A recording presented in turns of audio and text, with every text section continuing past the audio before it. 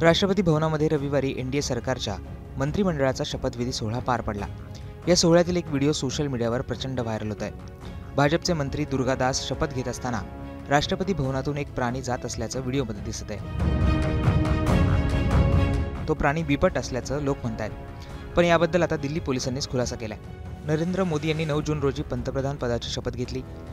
यावेळी तब्बल 71 मंत्र्यांनी पद आणि गोपनीयतेची शपथ घेतली।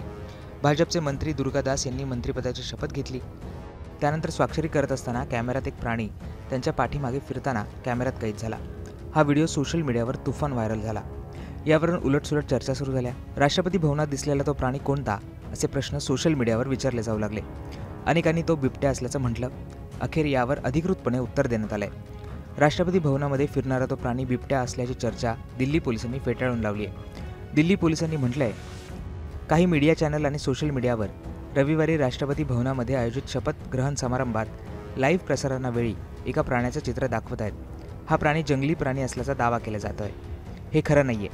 कॅमेऱ्यात कैद झालेला प्राणी हा घरात असणारी मांजर आहे। कृपया अफवांवर विश्वास ठेवू नका। त्यामुळे राष्ट्रपती भवनात दिसलेला तो प्राणी जंगली प्राणी नसून मांजर असल्याचं आता स्पष्ट झालंय।